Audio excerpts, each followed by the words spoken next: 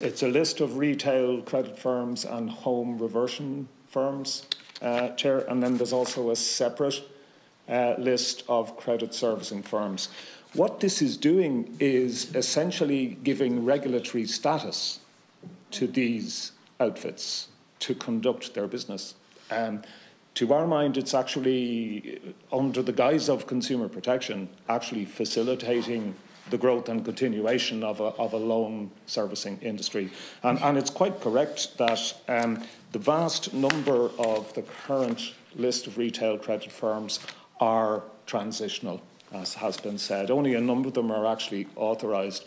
What's happening with the central bank with their transition is not really clear, but I think it's important to emphasise that while you're transitional, you can continue your operations. Your operations aren't suspended pending the grant of the authorisation. You continue to operate until you transit to full status.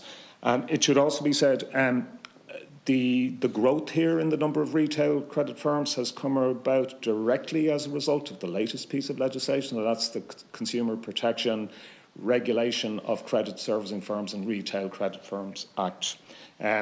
And part of that is, at long last, the decision by the state to finally regulate providers of hire purchase finance and personal contract plan finance who are non-banks.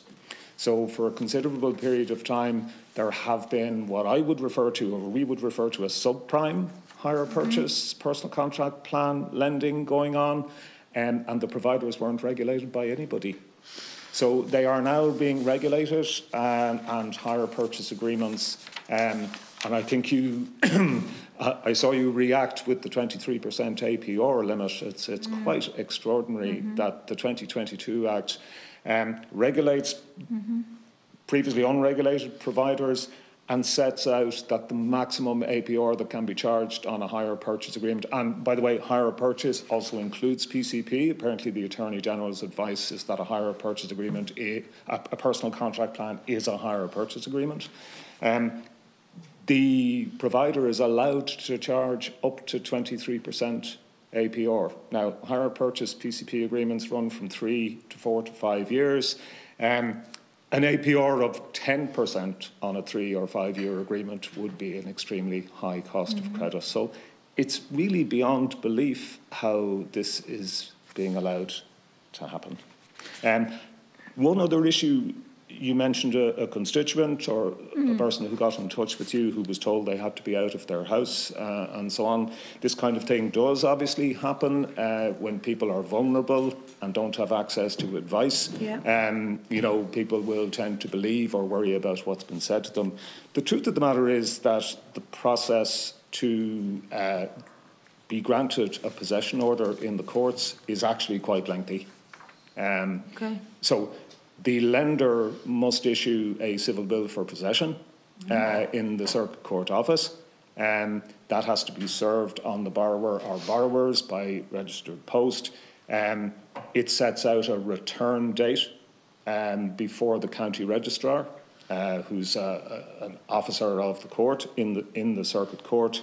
There's a so-called practice direction that allows for an automatic adjournment to take place on the return date for another 3 to 6 months, because again, depending on the area, the courts are extremely busy.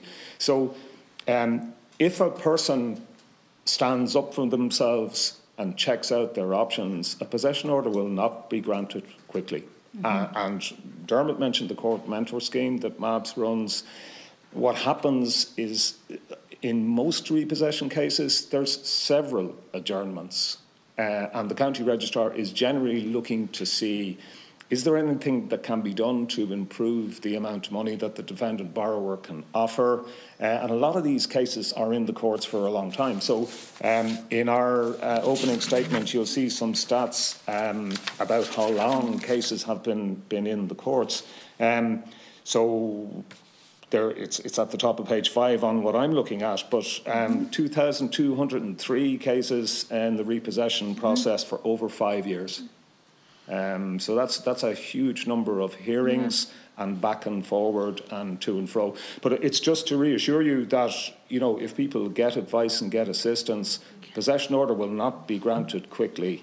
The problem is that this goes on, and the attrition for people, for dependent children, the opportunities that are missed, the frustration, the illness that ultimately arises from this is something that really needs to be carefully considered.